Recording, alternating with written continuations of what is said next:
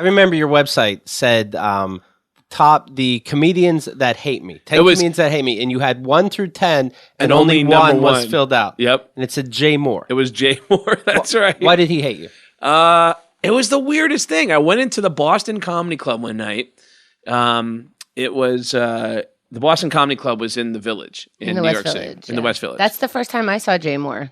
Yeah, I went in there and I went on stage, and at the end of my set, I guess I closed out by doing something about Christopher Walken. Okay. And then Jay Mohr does Christopher Walken, right? Right. Let me hear a little.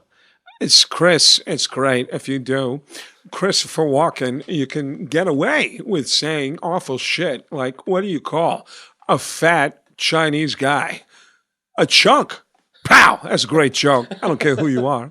And so I ended my set by doing Christopher Walken. Jay Mohr goes on after me and says, I can't believe that fucking guy just did a Christopher Walken impression. Who does he think he is? And I was in the room, and I actually got excited about it. I was like, oh my God, he's talking about me. I was really fired up. Right. The next night, the weirdest fucking thing happened to me. I had dinner with Christopher Walken. Oh, wow. Being serious? I'm being completely serious. How did that happen? I did a roast of Richard Belzer. Richard Belzer wanted me to be a part of the roast. Richard had visited the Howard Stern show. At the time, I was spending about a year auditioning to be Howard Stern's sidekick. His main guy, Jackie the Joke Man, had quit the show, and I came in to audition. And Artie Lang wasn't there yet. Well, when it came down towards the end, it was me and Artie going back and forth. I'd come in 2 days a week. Artie would come in 2 days a week, and then Wednesdays they'd rotate somebody out. So you start to. So Richard Belzer says, "Do my roast." I want you to do the roast, and I go, "All right, great." And Richard's so kind to me that he wants me to sit at his table for dinner, and we're having dinner, and he stands up and he goes, "Chris, hey, Chris, get over here. Chris, come here. Do you know Craig Gass? Well, come here, sit between me and Craig." I look up, and it's Christopher Walken. Are you a little embarrassed? Not until this happens. Chris sits down, starts cutting a steak, and Belzer's trying to talk to him, and Chris is clearly uninterested in conversation. Right. Christopher Walken brought his food over too. No, well, there's food at every table. Oh, okay. There's a steak at every seat, and it's a big catered thing, and there's a steak at every table. So Chris sits down, starts cutting a steak, and Belzer, I kind of go, wait, did he just? I hear Belzer go, Chris, this is Craig Gass. This guy does the most. I know people do impressions of you. Okay, I know people do impressions of you, but this guy does the most amazing impression. Chris, will you look at me? Look at me. Okay, look at me. I know, but just will you look at me for 1 second? This is Craig. Craig, say hi. And I go, Richard, he doesn't care. And he goes, no. He goes, this is worth it. Just Chris, just look. Okay, do your Chris. And I'm staring at Christopher Walken, and I go, listen, I don't even know if this sounds like you or not, but what I try to do is I try to sound as weird as possible. And every once in a while, I say the word cowbell. Pow! And Walken just stares at me and goes, wow. And then he goes back to his steak, and I was like, holy shit. And then Belzer goes, hold on. He goes, have you ever heard anybody do a Sam Kinison impression?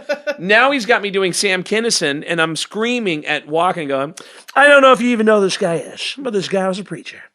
And he did a lot of drugs, and he always hated women. Oh!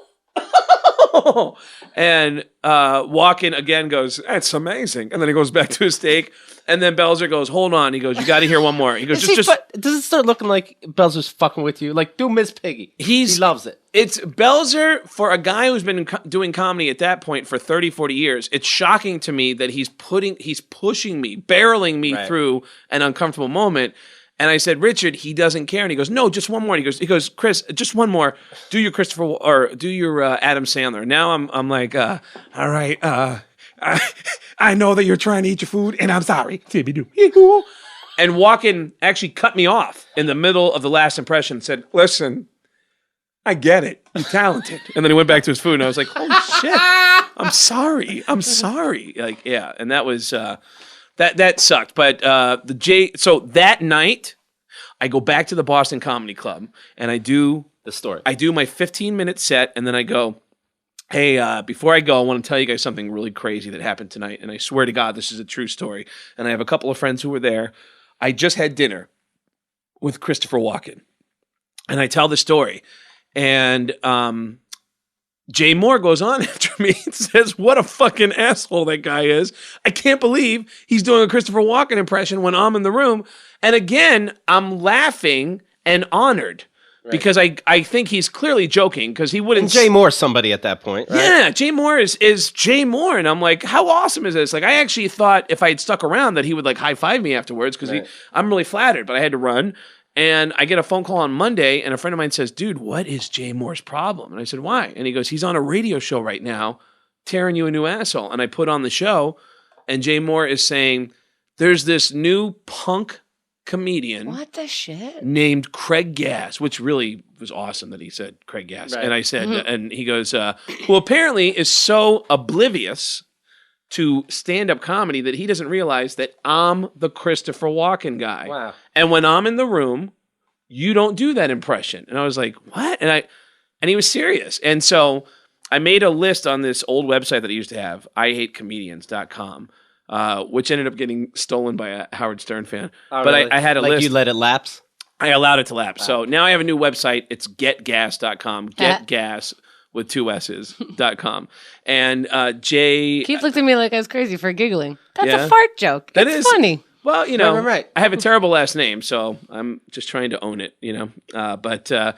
And it was, here's a list of comedians who hate me 1 through 10, and I only filled out number 1, and it was Jay Mohr. Jay Mohr hates you. That's what I learned, you know? Yeah. And he, which is unfortunate. Do you see him in the clubs? Do you keep running into him at the time? I didn't see him again for over 10 years. I just saw him for the first time last year in Miami.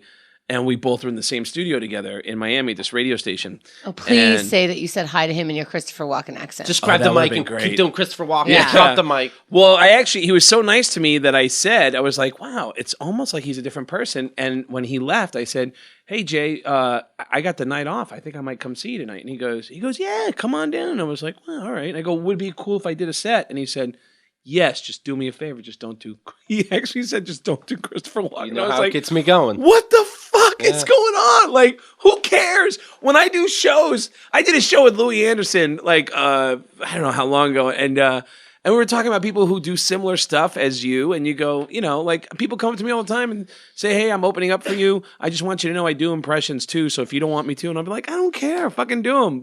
And Louis Anderson was like, "Oh, that's because you know you're better than them." And I was like, well, you know, I think it pushes you. Like, if you do a really good impression, I'll be like, "Oh, I gotta get better with my impression." Once you have dinner with Christopher Walken, whether he's interested or not, aren't you the guy now?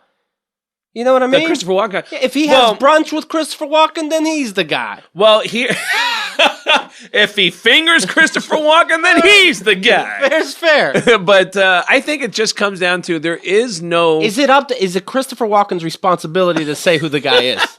Is this all his fault for toying with you two? This is going to be a great day. White smoke will pop up from an apartment building in Queens when we announce that Keith is now the guy. And I'm like, oh man, he's fucking with me. I got to learn how to do this.